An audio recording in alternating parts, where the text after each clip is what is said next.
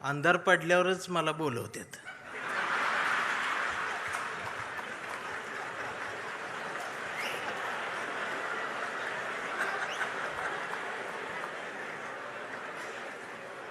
पण अंधार पडल्यावरच उजेडाची गरज असते आणि मग मला यावं लागतं. मला मगाच कळलं तिकडं काळे कपडे घालून यायलाच परमिशन नाही.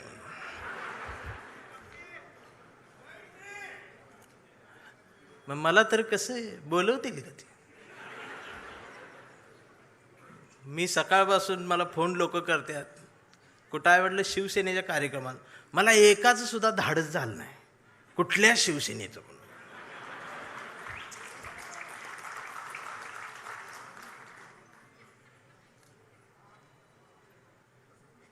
जमलेल्या माझ्या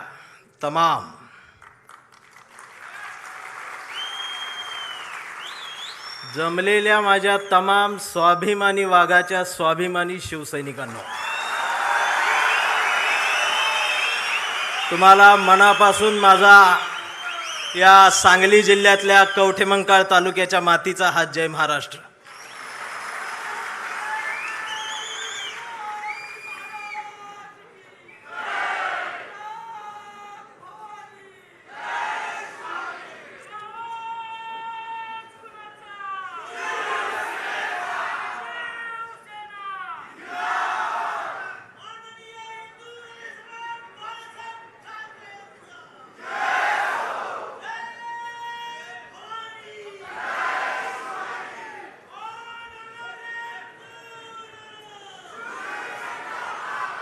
हा, आता मला बोलू दे,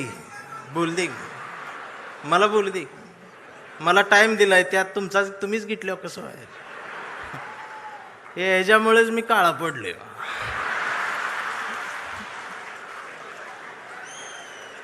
त्यात अजून खरं बोलतोय मी. खरं बोलले की मारत्यात. मी आलोय, मी एक नाही अनेक हुंदके घेऊन आलोय. मी आलोय महाराष्ट्रातल्या मराठी मातीचा हुंदका घेऊन. मी आलोय प्रत्येक मराठी मनाचा एक हुंदका घेऊन. मी धाराशिवच्या मातीचा हंबरडा घेऊन आलोय. आणि गावगाड्यावरती पारावरती बसणाऱ्या म्हाताऱ्यांपासून ते नुकत्याच जन्माला आलेल्या पोरांच्या छातीच्या आत असलेल्या हृदयातल्या ठोक्याचा हुंदका घेऊन आलोय. त्या प्रत्येक ठोक्याचं एक गणित आहे महाराष्ट्रात. शिवसैनिक ही या महाराष्ट्राची शान आहे, स्वाभिमान आहे. आणि मी तुम्हाला आधीच सांगतो, मी एक मराठी म्हणून सांगतो, तुम्हाला सगळ्यांना एक विसर पडला आहे. शिवसेनेचा जन्म सत्तेसाठी कधीच झाला नव्हता. शिवसेनेचा जन्म इथल्या मराठी माणसाच्या अस्मितेसाठी झाला होता. त्यामुळं कोण गेलं कोण आलं यानं शिवसेना कधी संपली नाही आणि ती कधी संपणारही नाही.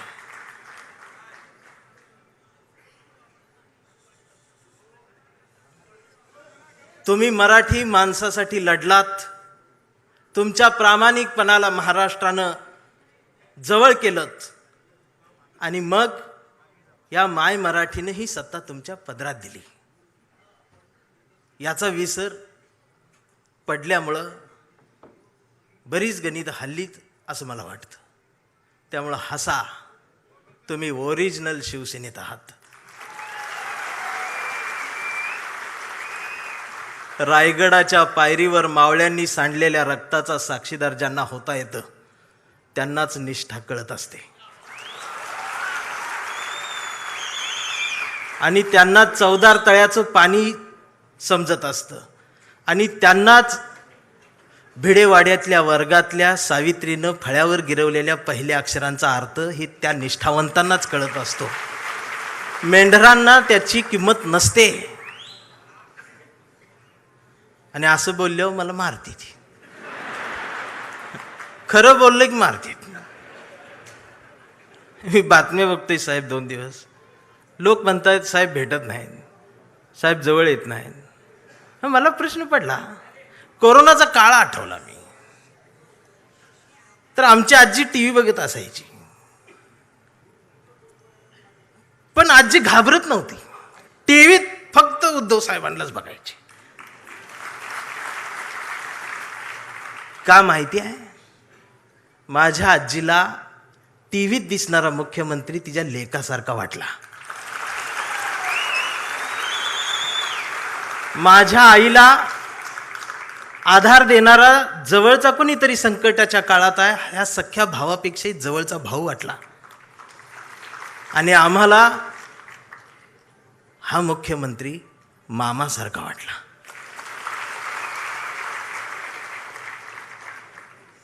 ही न भेटता सुद्धा नाती तयार झाली. आणि तुम्हाला देवेंद्रचं देवा भाऊ होण्यासाठी 1,500 वाटावे लागले.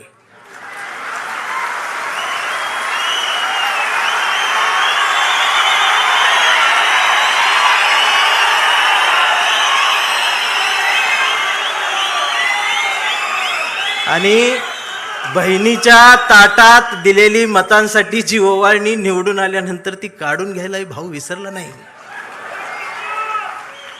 तुम्ही भाऊ झालात असं बोलल्यावर मला मारते. नाही, ही टीका नाही.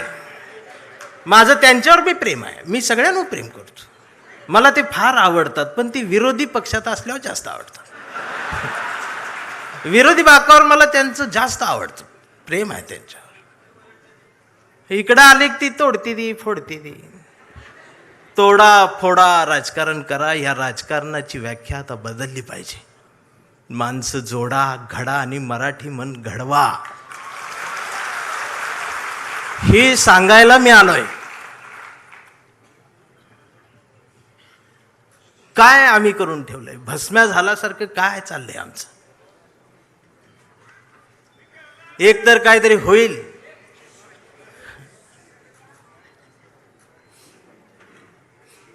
आम्ही 20 मार्काचं नागरिकशास्त्र शिकलेले आहोत. त्यामुळं आम्हाला समजत नाही आमच्यासोबत काय चाललंय. आधी गुवाहाटी, आता जयपूर.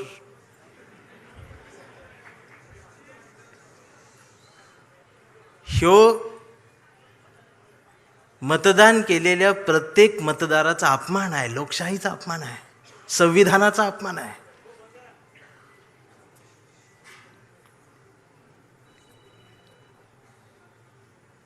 चौकात गेलो तर आज कोण म्हणतंय मी हिंदू, कोण म्हणतंय मी मुस्लिम.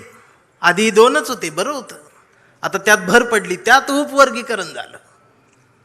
कोण म्हणते मी मराठा, मी चांभार, मी बौद्ध, मी माता, मी ह्या, मी त्या. मग मी मध्ये जाऊन म्हणतोय मी मराठी, मी भारतीय. मग मारत्यात. मग म्हणते हे नवीन काय आलं? मी म्हणतोय मी जुना आहे, कडूनो. आता हे कडू काय शिवी नाही. कडू ही महाराष्ट्रातलं प्रसिद्ध आडनाव आहे.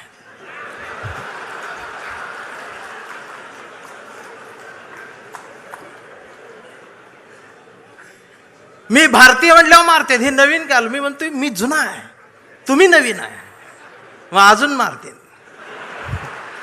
भारतीय होऊन जगायला गेल्यानंतर मी मार खायला लागलो आणि काळा पडत चाललो. मी गोराच होतो आधी. पण या महाराष्ट्राच्या राजकारणाला वळणावर आणि एका रेषेत वळुंबा लावून जर कोणी उभं केलं असेल तर ते आदरणीय बाळासाहेब ठाकरेंनी एक अस्मिता दिली. मी सांगू, 2 मैत्रिणी रस्त्यानं निघालेल्या होत्या आणि रस्त्यानं जाता जाता एकीच्या पायाला ठेच लागली. रस्त्यावरचा दगड धारदार होता. तिचा ठेच लागली, तिच्या अंगठ्याचं नख निघालं आणि रक्त भळबळ व्हायला लागलं. पण तिनं अंगठ्याकडे नाही बघितलं, तर दगडाकडे बघितलं आणि हसलीन पुढं निघाली. दुसरीनं बघितलं, म्हणाली, वेडे, एवढा मोठा दगड पाहायला लागला आणि हसतेस काय? ती म्हणाली, जाऊ दे ग, दे सोडून. पुन्हा हसली. ती म्हणाली, थांब, चिंदी तरी बांध, दवाखान्यात चल. हसतेस काय, एवढा मोठा दगड पाहायला लागलाय.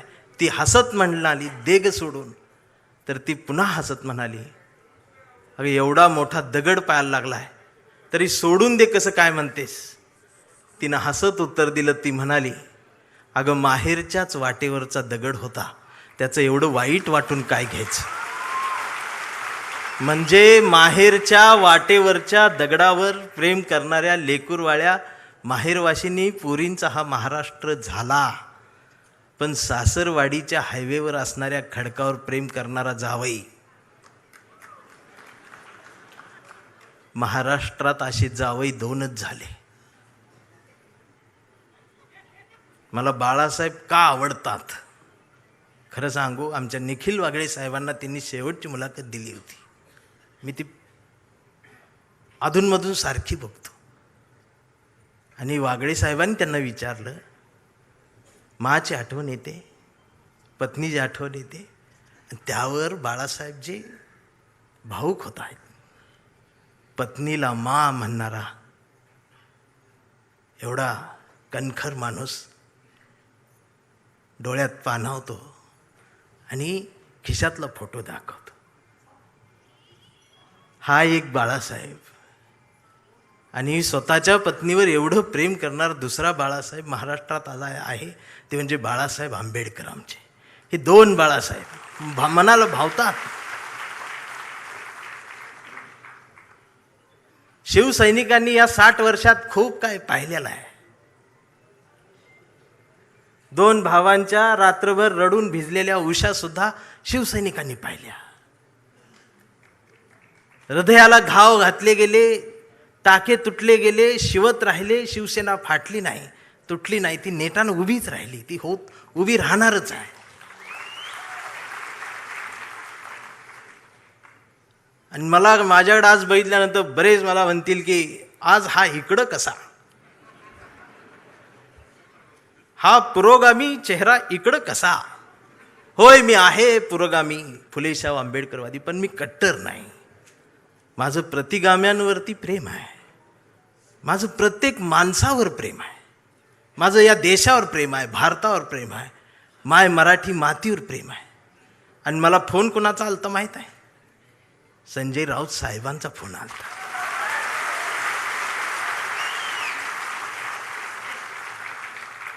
जर शेंडे आणि जानव्यातून मुक्त होऊन हिंदुत्व माझ्या कवितेला कुरवाळत असेल, जवळ घेत असेल, तर माझ्या सुद्धा मेंदूतले जाणीवेंचे जानवे मी कुठपर्यंत जिवंत ठेवायचे हा विचार करून मी त्यांच्या हाकेला हाक देत आलोय. काल ते एवढे बिझी होते दिवसभर, तरी सुद्धा मी प्रवासात असताना मला सारखा फोन, कुठवर आलायस? इथवर आलोय, तिथवर आलोय, असं झालं, तसं झालं, सगळे अपडेट चालू आहेत. आणि रात्री मला भेटली त्या हॉटेलवर. भेटले तर ती वेटर लोक त्या काम करतात, ती कोकणातली मराठी सगळी पोरं. राऊत साहेबांनी एकाला बोलवलं, अरे कसा आहेस? आईची तब्येत बरी आहे का? ती पोरगं डोळ्यात पाणावलं. एवढ्या ह्याच्यात सुद्धा साहेबांच्या लक्षात आहे. ते होय म्हटलं, निघून गेलं. साहेब निघाले. माझ्यासोबत आमचे राजेंद्र कांबळे भाऊ माझ्यासोबत आले. ते माझ्या बाजूला थांबले. मी राऊत साहेबांकडे असं एकटक बघतच राहिलो. आणि हे आमच्या भाऊला म्हटलं, कसलं हत्यार आहे रे म्हटली.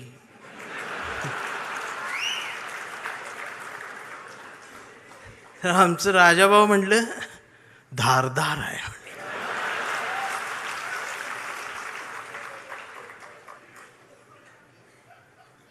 वैचारिक शहाणपणाचा विसर आणि घसरण महाराष्ट्राला झाली, ती पुन्हा भरून काढली पाहिजे. प्रबोधनकार ठाकरेंचा वारसा असणारा महाराष्ट्र आहे. आदित्य दादा, माझी विनंती आहे, आता एक नव्या पिढीला घेऊन तुम्ही महाराष्ट्र सगळा पिंजून काढा.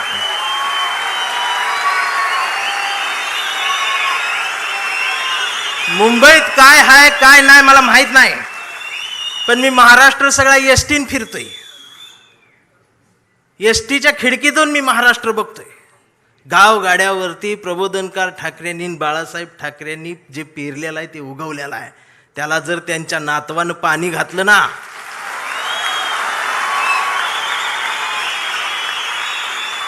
तर एक नवा महाराष्ट्र उभा राहील आणि कुणाच धाडस होणार नाही असं हलायचं. म्हणून आम्ही प्रेम करणारी माणसं आहोत. हा आवाज कायम असाच राहू द्या. महाराष्ट्राला याची गरज आहे.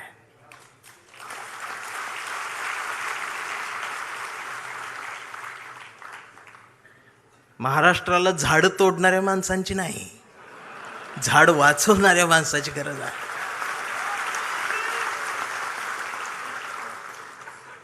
काय तोडलं पाहिजे? भविष्य दाखवण्यासाठी पुढं आलेला हात तोडला पाहिजे.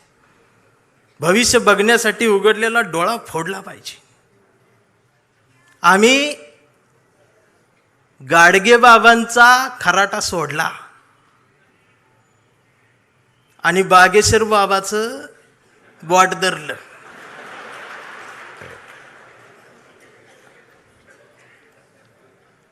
मग बागेश्वर बाबाचं बोट धरलं की खरात बोट तोडतो.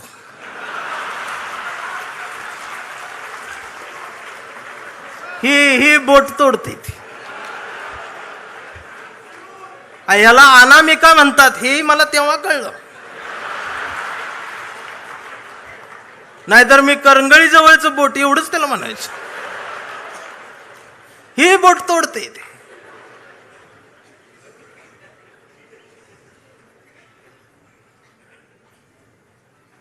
ओशनो जल पिले माणसं. चिंचेतला चिचुका 3 लाखाला इकला त्यानं.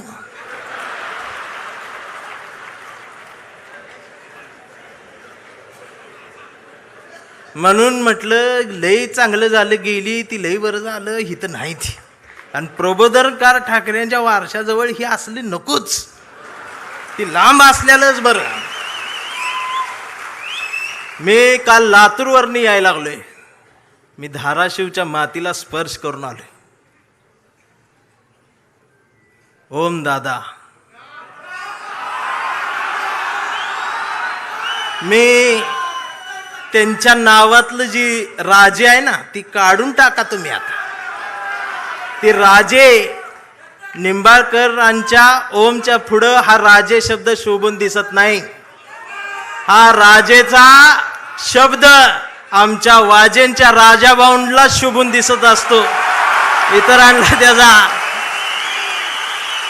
अंदाज येत नाही. राजाभाऊंच्या मला बोलू दे की नंतर अजून वाघाची डरकाळी बाकी आहे. राजाभाऊंच्या डोळ्यातल्या अश्रूंनी निष्ठावंतांच्या मनावर फुंकर घातली. साहेब,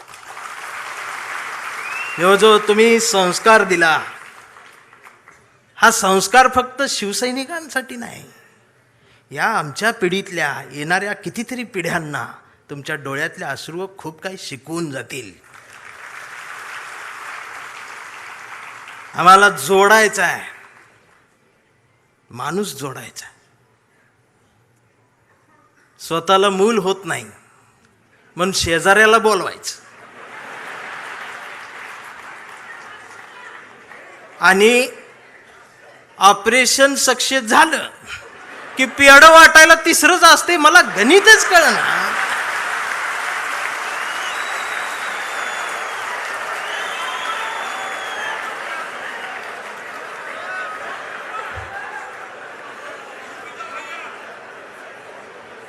आमच्या अंबादास दानवे साहेब आहेत.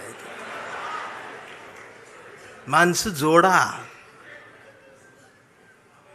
शिवसैनिक, भीम सैनिक, मान सैनिक, मराठी सैनिक, हिंदी सैनिक, ही सगळी एकत्रित या. या मातीला गरज आहे स्वाभिमानाची. मी आता पण इथं मिळालो नसतो, मला तिकडं बोलवलं होतं इंग्लंडला. मी जाणार होतो रावसाहेब, पण ते आनंदात होतो. मला आणि बायकोला दोघांना बोलवलं होतं. लय आनंदात होतो. बायकोन 2 ड्रेस मला शिवलं होतं. आणि ते काय केम्ब्रिजला बोलवलं होतं. ती बायको आमची यूट्यूबला रोज केम्ब्रिज टाकून बघायची. ती मला दाखवायची, इथं चहा घेऊ, इथं कॉफी. म्हटलं तू लिहून ठेव, गेल्यावर करू. मी इतका आनंदात होतो, त्या कडूनची भांडणं लागली. कुणाची? अमेरिका, इस्रायल आणि ती इराण. आणि माझा दौरा रद्द. इमानच उडत नाही म्हण. अजून काळा पडलं. बरं, भांडणं त्यांची आणि दंगा इथं. या सोशल मीडिया बघते, बघ आता अमेरिका असं करणार, इराण असं करणार, आता ट्रम्प काय गप बसतोय का, आमचं बी गेलंय, हे आलंय, ते आलंय. 15 दिवस यांनी दंगा केला. आणि जेव्हा यांच्या घरातला गॅस संपला,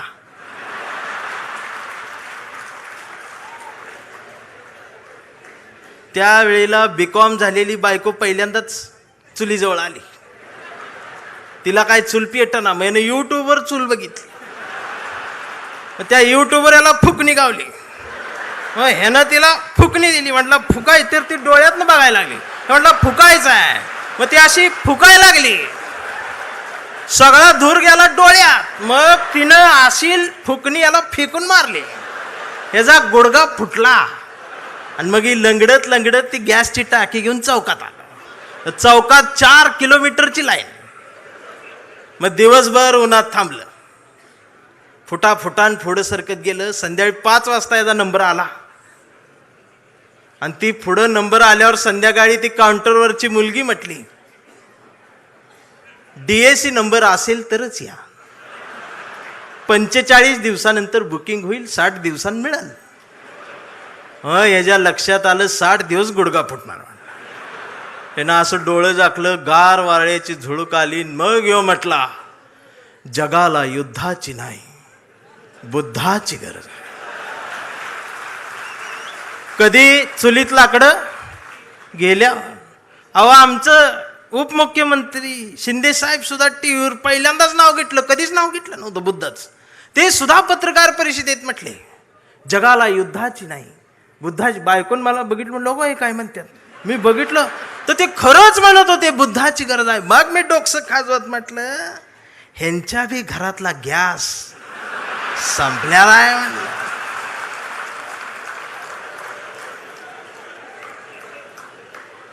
साधना आहे. अहो, काय चाललंय काय आमचं? आम्ही काय घ्यायला पाहिजे? आम्हाला चांगल्याच्या मागे जाता येत नाही. राऊत साहेबांचं काल शब्द इकडे तिकडे झालं, लगेच अश्लील बोलले, हे बोलले, ते हे फेक अकाउंट काढून ठेवलेत तुम्ही. ती अकाउंट देशपांडे नावानं आणि शिवाय आई बहिणीवर ना. हे देशपांड्यांचा अपमान नाही का महाराष्ट्रात? ही जी जमात वाढवून ठेवल्या ना तुम्ही सत्तेसाठी, ही एक दिवस तुमच्या घरातल्या अब्रूला हात घालल ना, त्यावेळेला तुम्हाला आमच्या आठवणी येतील. खराचं प्रकरण ज्यावेळी टीव्हीवर आलं, महाराष्ट्र हादरला, त्यावेळेला महाराष्ट्राच्या मनात नाही तर अख्ख्या देशाच्या मनात एकच नाव आलं, डॉक्टर नरेंद्र दाभोळकर. खऱ्यापणानं लढणारी माणसं महाराष्ट्रात तेव्हाही होती, आजही आहेत, उद्याही असतील. आणि शिवसेना कायम खऱ्या माणसांसोबत मैदानात आहे, ते उद्याही राहणार आहे. ही संपणार नाही. फक्त माझी विनंती आहे, मला दिसते बरं का, मला काय भविष्य कळत नाही, पण मला दिसते की लवकरच तुम्ही बी सत्तेत आहे. फक्त माझी विनंती साहेब एवढीच आहे, जेवढी गेले ती त्यातलं परत यायला बघत्याल. अजिबात नाही घ्यायची.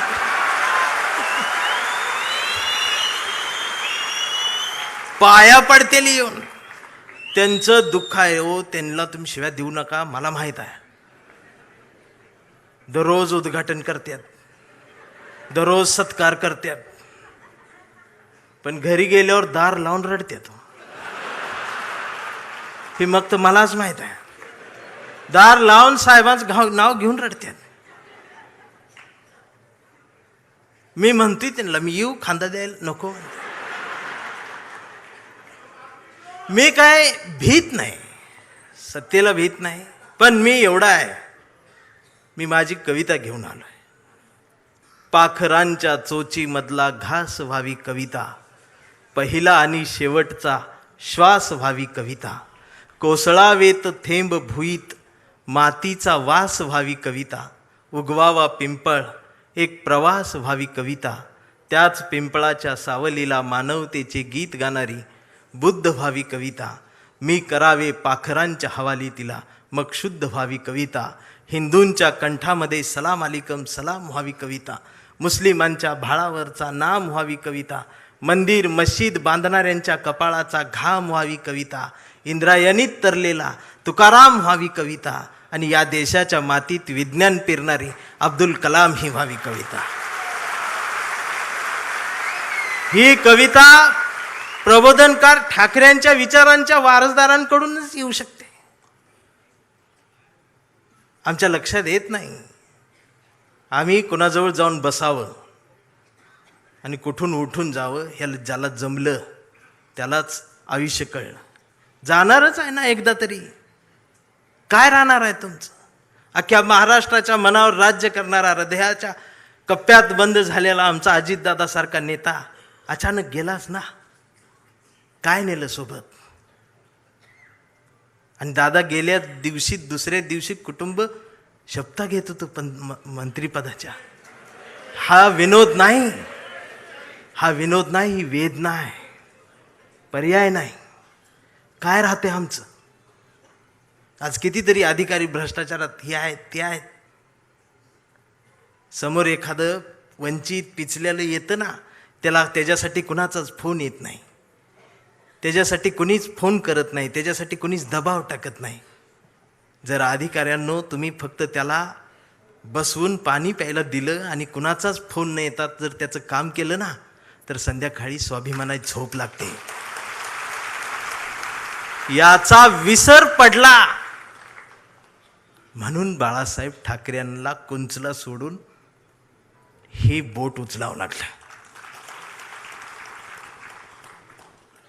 प्रत्येक काळात बाळासाहेब कुठे येणार आहेत? त्यांचे विचार आहेत, आम्हाला ते घ्यायचं आहे. 40-50 वर्षापूर्वीचा जो शिवसैनिकाचा दरारा होता ना, तो दरारा पाहिजे मला परत मुंबईत आल्यावर. आवाज पाहिजे, त्याची नजर पाहिजे. छत्रपती शिवाजी महाराज, त्यांचं नाव घेऊन राजकारण, किती उंचीचा पुतळा, ह्यावर तुमचं प्रेम, ती बी वाऱ्यान पडते आणि मग ती तुकडे होऊन पडतात आणि मग ही आमची लगेच रडते. महाराज, पुतळ्यात महाराजांना बघायची सवय लागली. हेच झालं ना आमच्या महापुरुषांच्या बाबतीत.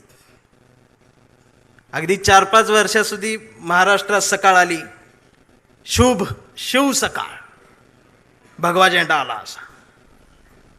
मी डोकसं खाजवत म्हटले, ही सकाळ कुठनं आली? म्हणजे आता महाराज येणार, उठा, आपली सकाळ झाली. मी कुणाला तरी चिडवण्यासाठी होती. मग दुसऱ्यानं बघितलं, ते म्हटलं त्यांची झाली, आपली कधी? हे म्हटलं कर आपली. मग निळा झेंडा, शुभ भीम सकाळ, 11 वाजता. शिव सकाळ, भीम सकाळ, शिव सकाळ, भीम सकाळ. मग तिसरा एक जागा झाला, म्हटलं आमची घ्या, पिवळा झेंडा, शुभ लहू सकाळ. या सकाळ आल्या कारण महापुरुषांच्या पुतळ्याजवळ मेंढरांची गर्दी वाढली. ही पुतळ्याजवळ वाढलेली मेंढरांची गर्दी जोपर्यंत पुस्तकांजवळ, विचारांजवळ येणार नाही, तोपर्यंत ह्यांना काय कळणार आहे? रात्रीचे 1:30 वाजता आमदार शिव्या देते फोन करून त्या प्रकाशकाला. मी ऐकली, त्या ऐकली. 8 मिनिटात 36 शिव्या आहेत. स्ट्राईक रेट काढला तर 400चा आहे.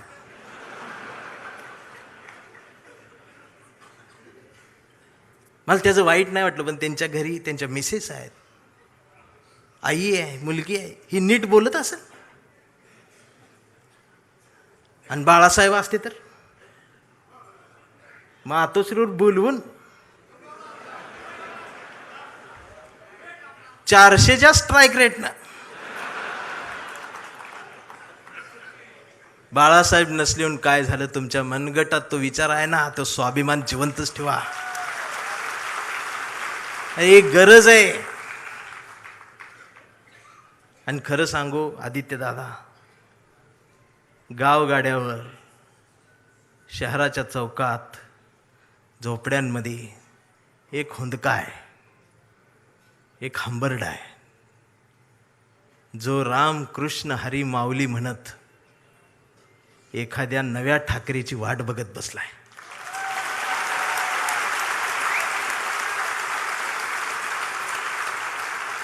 आणि ती पोकळी भरून काढण्याचं काम, भरीव काम आता तुम्ही करायला सुरुवात करावी. हा शिवसैनिकासोबत माझ्यातला भीमसैनिक सुद्धा तुमच्यासाठी मैदानात उतरणार. कुठंपर्यंत आम्ही एकमेकांशी भांडत बसायचं? जर शिवाजीनगरमधून समतेचा आणि मैत्रीचा हात, जर माझ्यासाठी दोस्तीचा हात येत असेल, तर आंबेडकर नगरमधून माझा सुद्धा हात मैत्रीचा तुमच्यासाठी पुढे यायला पाहिजे. आणि हा देश संविधानाचा आहे ना, मी हिरव्यांचा आहे, निळ्याचा आहे ना, मी भगव्याचा आहे. मी भगव्याचा आहे. कुठल्या भगव्याचा? मी वारकऱ्यांच्या भगव्याचा आहे. मी बाळासाहेबांनी शिवसैनिकांच्या हातात जो भगवा दिलाय, मी त्या भगव्याचा आहे.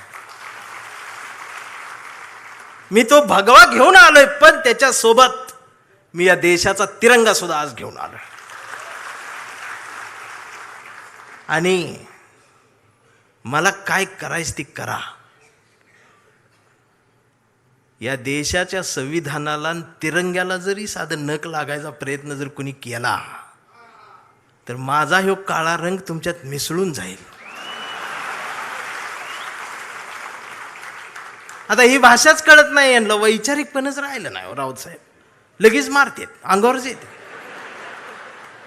शाईच टाकायला येते शाई. परवा एका कार्यक्रम सुरू करायच्या आधी ती DYSP माझ्याकडे आली, म्हटले भाषण करू नका. म्हटलं काय झालं? काही संघटना तुमच्यावर शाई टाकायला. मी म्हटलं मी लय लांबनं आलोय, करू देते. बाजूला ते कॉन्स्टेबल बघत होत माझ्यावर, ते हसायला लागलं मला बघून. म्हटलं काय झालं, का हसताय? तर म्हटले तुमचं तोंड काळ करणार आहे. मी म्हटलं साहेब बोलू दे 2 मिनिटं. तर ते म्हटले तुमच्या रिस्कवर बोलणार का? मी म्हटलं अहो आम्ही जन्माला येतानाच आमच्या रिस्कवर आलोय.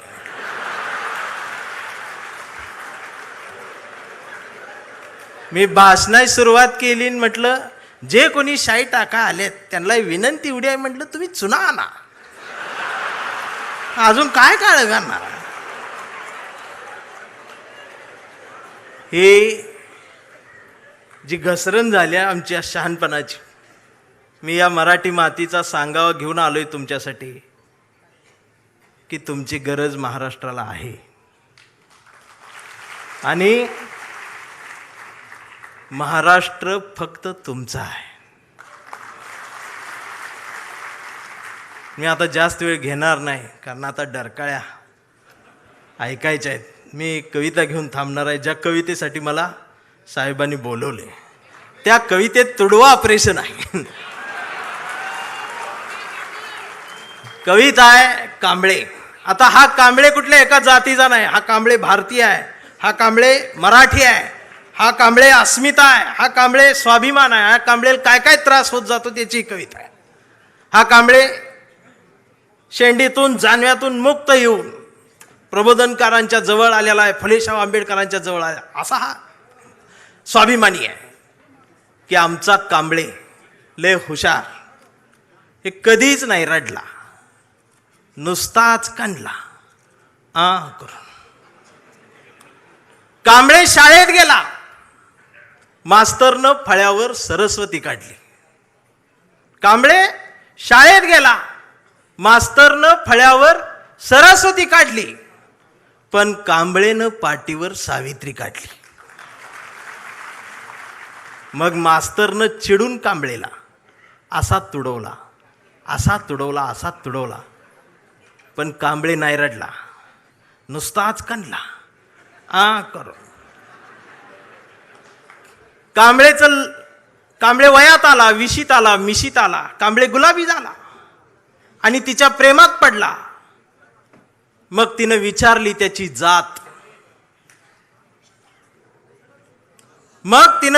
त्याची जात. कांबळे म्हणाला, वेडे, मी माणूस माझी जात, प्रेमात कसली आली जात. मग माणूस माझी जात म्हटल्यावर तिनं बरोबर ओळखली जात. मग तिनं बी कांबळेला असा तुडवला, असा तुडवला, पण कांबळे बी हुशार, नाही रडला, नुसताच कांडला करून. कांबळेचं लग्न ठरलं. घरचे म्हणाले, मुहूर्त पहा. कांबळे म्हटला, पटत नाही, प्रबोधनकार वाचा. नातेवाईक म्हणले, सत्यनारायण. कांबळे म्हटला, जमत नाही, फुले वाचा. भावकी म्हटली, जागरण गोंधळ, बोकाट तरी कापा. कांबळे म्हटला, पटतच नाही, गाडगे बाबा वाचा. मग घरच्यांनीच दार लावून कांबळेला असा तुडवला, असा तुडवला, पण कांबळे बी हुशार, नाही रडला, नुसताच काढला. इथं कोण शाई वगैरे लावा आले का? चुना ना. मग कांबळे अशा चळवळीत आला. सगळ्या चळवळी अशा गट तट फुटून बिटून गेले. कांबळेला वाईट वाटलं. कांबळे सगळ्यांना वाटला, सगळ्यांनी एकत्रित या, देश समजून घ्या, महाराष्ट्र समजून घ्या. दिवसभर बोंबलत राहिला. मग संध्याकाळी सगळे एकत्रित आले आणि एकत्रित येऊन आपल्याच कांबळेला, आपल्याच लोकांनी असाच तुडवला, असाच तुडवला, पण कांबळे बी हुशार, नाही रडला, नुसताच काढला. आणि आता कांबळे शिवसैनिक झाला.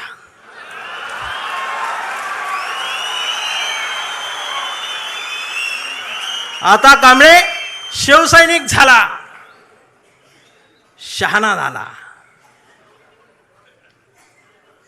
आमदार झाला, खासदार झाला, मंत्री झाला. मग त्याला फोडायसाठी सापळा रचला.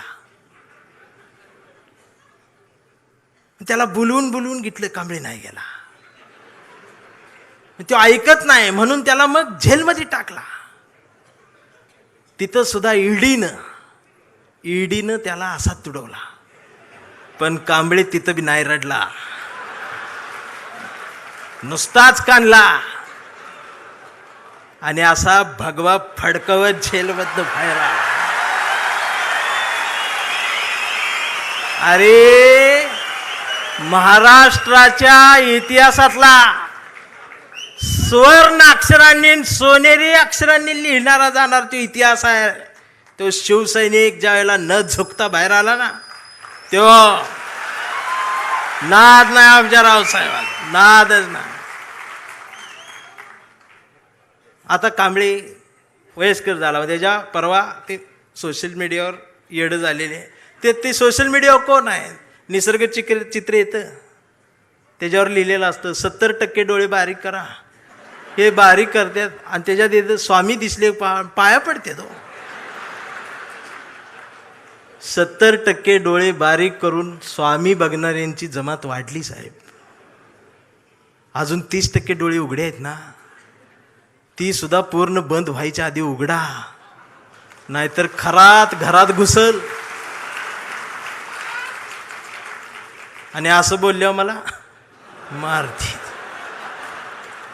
परवा कांबळेच्या मुलानं मोबाईल बघत अर्धा डोळा बारीक करत कांबळेला विचारलं, डॅडा,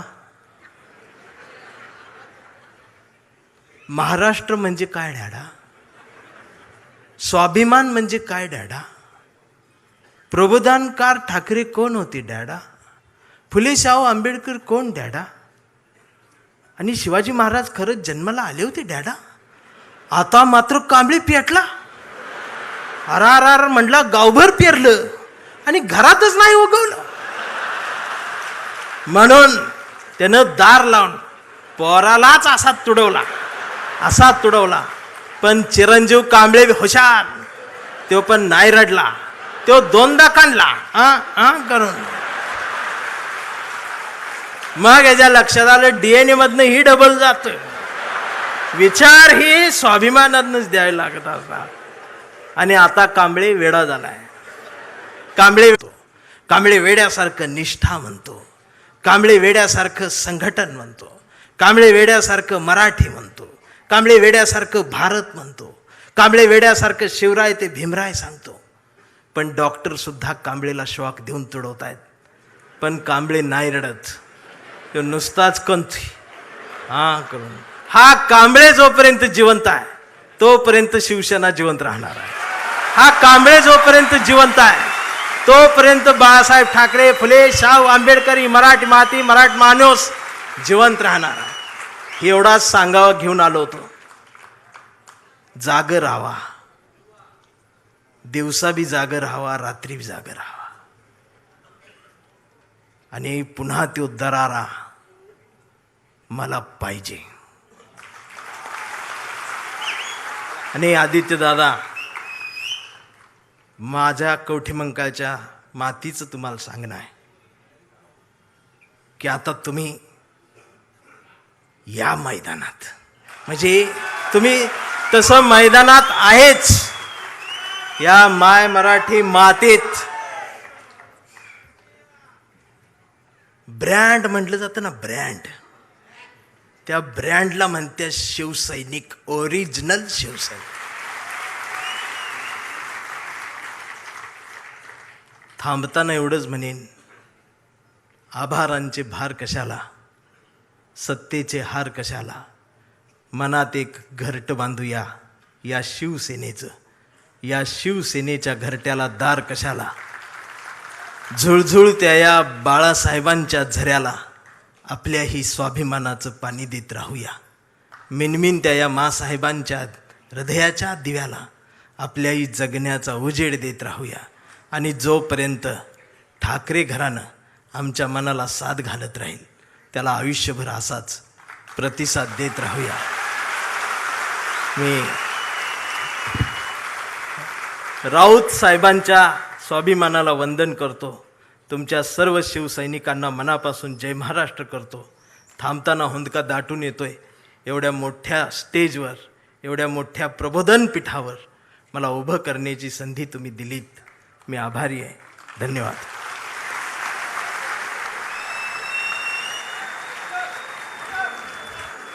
धन्यवाद चंदन शिवेजी. आता काही वेळात आपण